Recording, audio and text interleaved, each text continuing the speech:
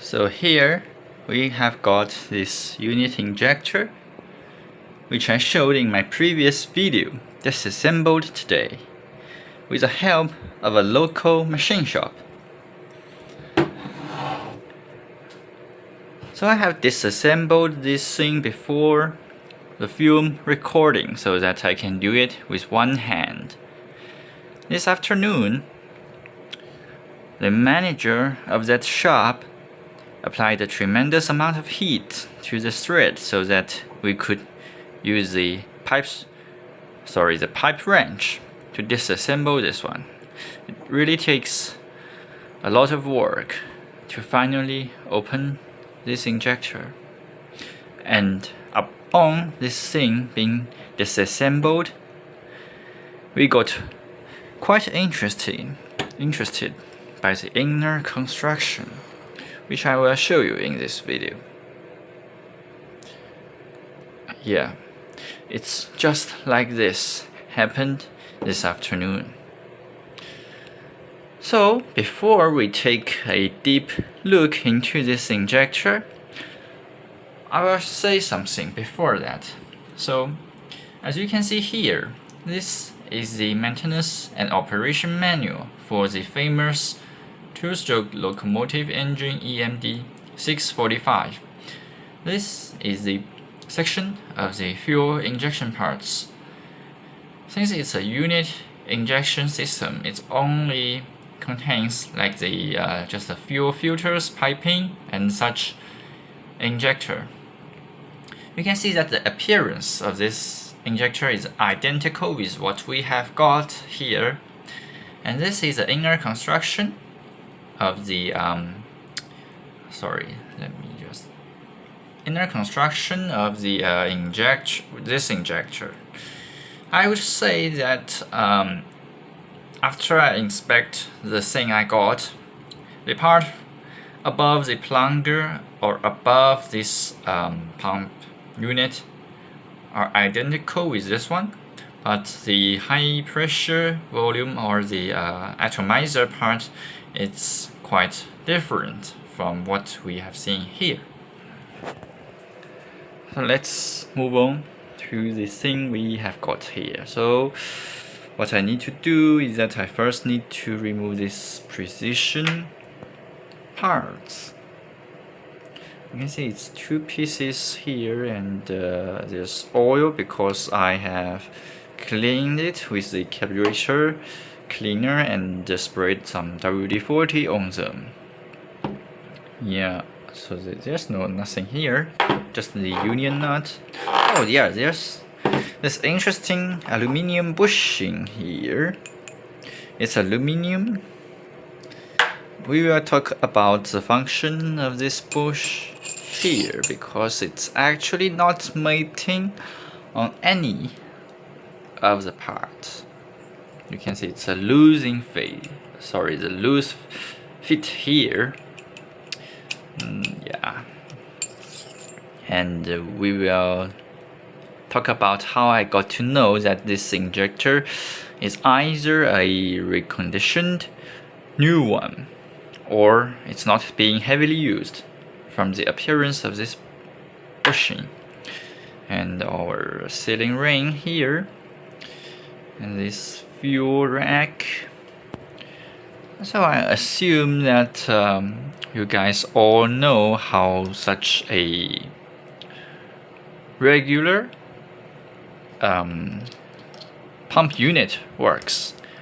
You can see that the plunger rotates here, and inside this bushing, the barrel. I will not take the barrel down again since I have already cleaned it and there's no dust inside, and you guys know that if I disassemble these two parts, fully disassembled, and it will be terrible if you want to insert the plunger inside this barrel again, the precision machined parts. But yeah, there's a pin here. locate, I would say, let me find it. Yeah, you can see that there's a pin stretching out horizontally from the lower side of the barrel to fix the relative position of these intake and spill ports you can see here. Right. So that also this one here, I would say it's kind of the spill from the leakage in between this barrel and the central plunger, and the leakage just got into this suction low pressure pressurized but low pressure fuel space around this barrel again, and being sucking inside the pump unit. Okay, let's just move this thing aside and move on to the main topic of today. So this thing here, yep, this thing here is our nozzle here. I would say that I would assume that this whole thing here is our nozzle.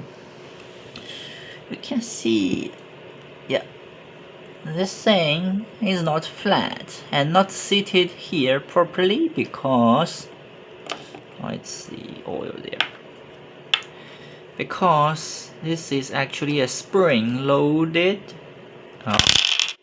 spring-loaded item, which should come together like this. And this one here is actually, I assume it's actually just a spring seat, a seat for the spring. Yeah, we will talk about it. So, yeah, these are finely machined parts. So here is just a part. So it just sits on this barrel here. You can see that mark of this fitting there, and the high pressure oil gets into this hole here through the hole and acting on this check valve. It's a check valve, right? This thing here, like that. When the pressure got high enough to overcome the spring load on this check valve, the check valve is opened by the fuel. And then, remember we have got this thing sit on here before, right? And this thing, it seems has the same diameter on both of its sides. Oh, sorry, the flashlight got turned off because I'm not sure why. It was saying because of the high temperature of the foam, but it seems I can return it on. So anyway, so this spring and this spring seat sits inside here, and that the seat has its special machined duct on both of its sides to allow the high pressure fuel from the opened check valve to got through this seat and got to this hole here. Sorry for the bad focus. So let's put it together to see how does that looks like, and what the fuel will be doing there. It's a little bit hard. Anyway, it's hard to do this at the same time while you're filming. So here, if we got this atomizer tip off, oh, there's no spindle inside, right? A little bit surprising. I was surprising as well when I just took this apart.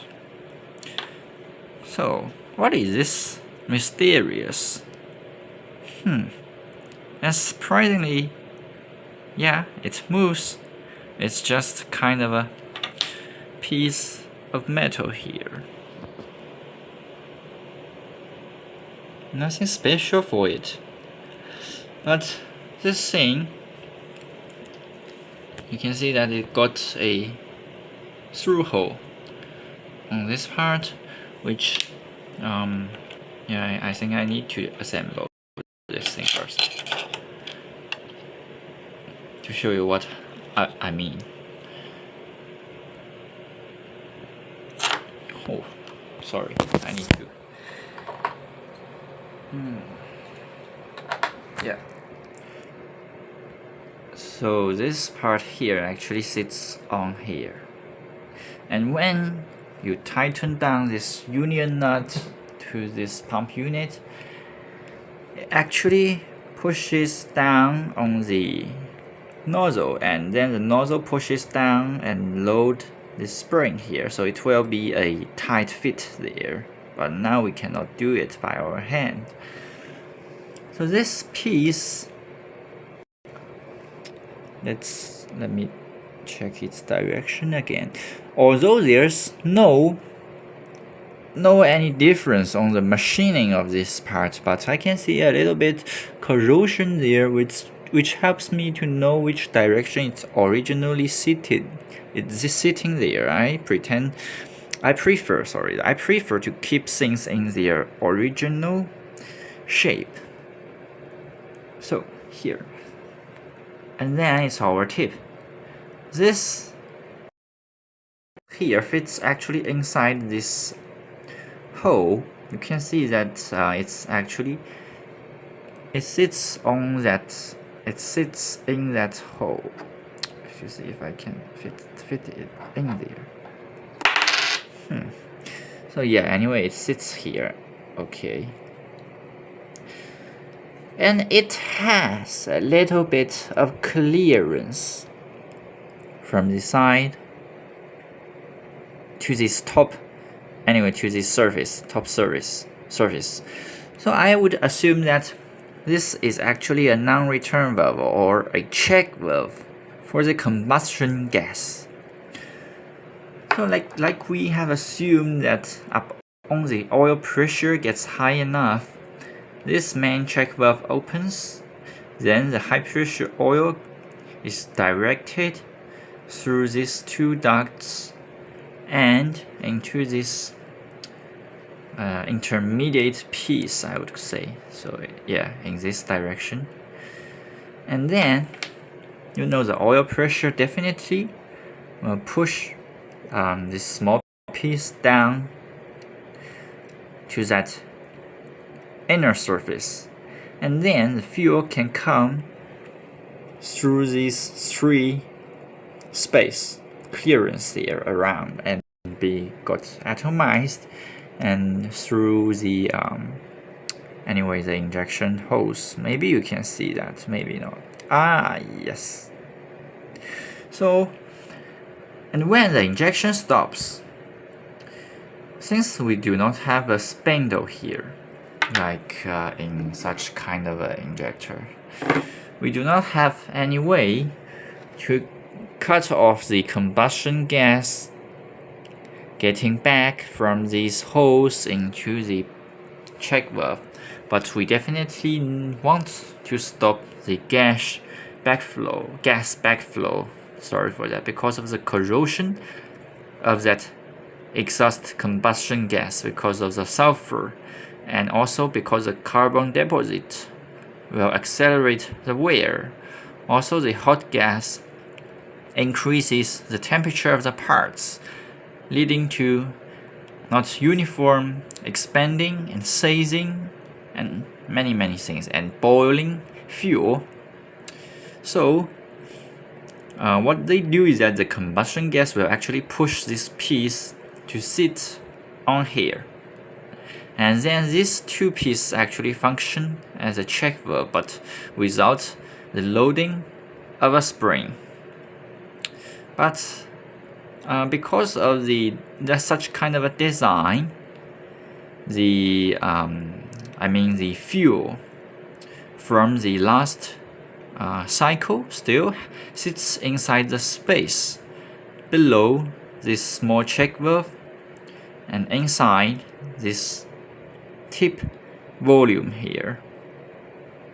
So that amount of fuel will be dripping down because of the expansion of the fuel, because it definitely goes from the lower temperature side to the high temperature tip.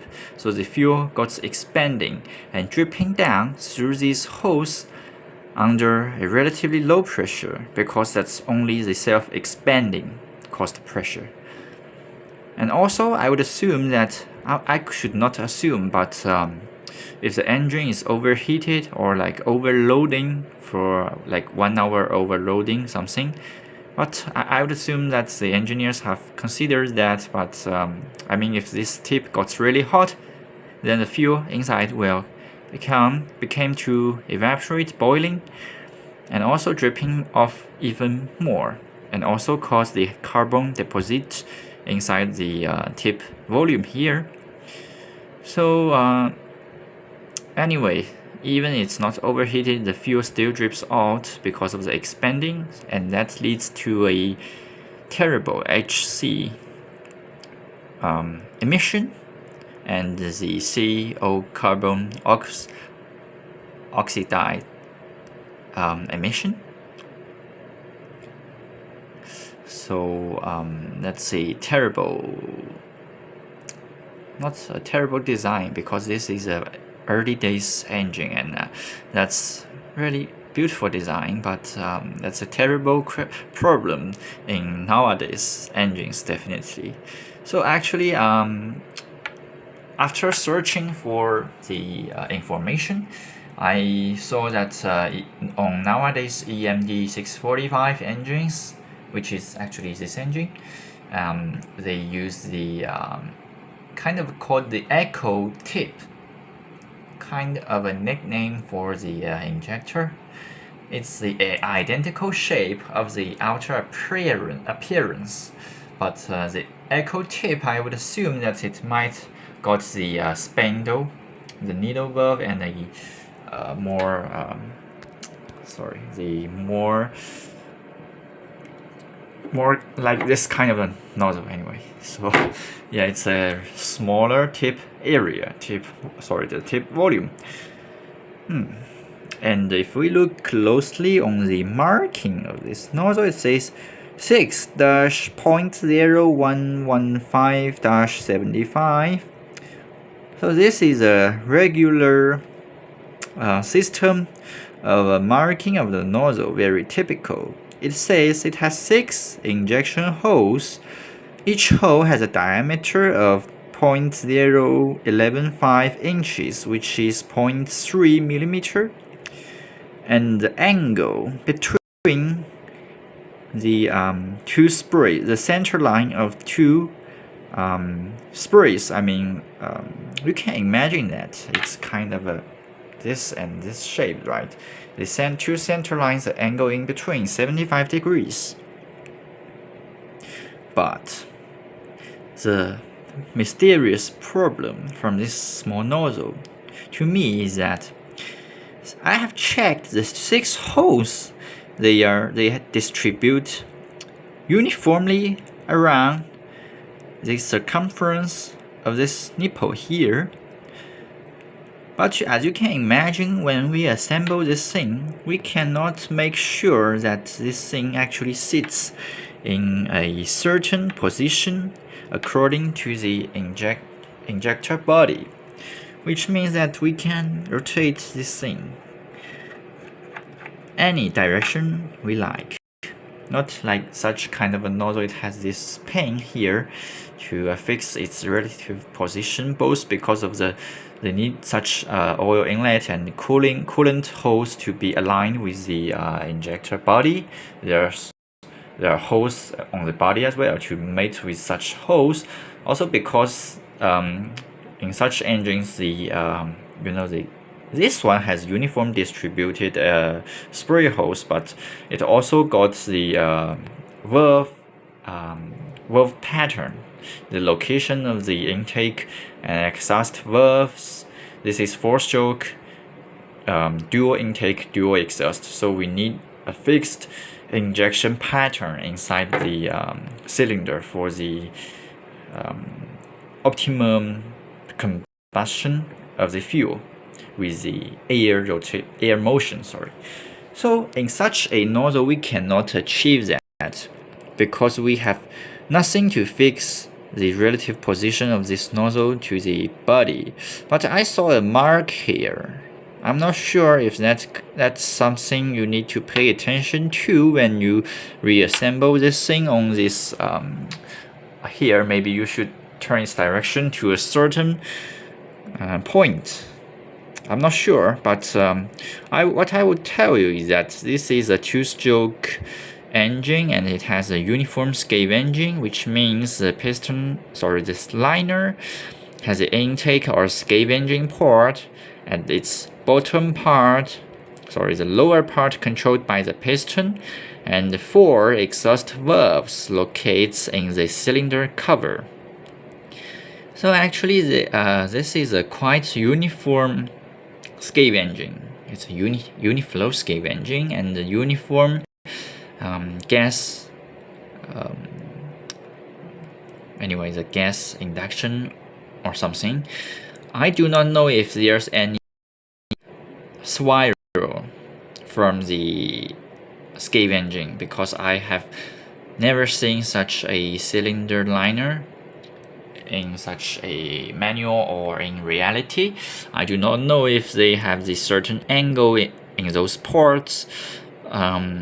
But let's imagine if we have 4 exhaust valves and a uniform scale engine, we should have a pretty uniform spiral distribution even if it has spiral. And we have 6 injection holes here.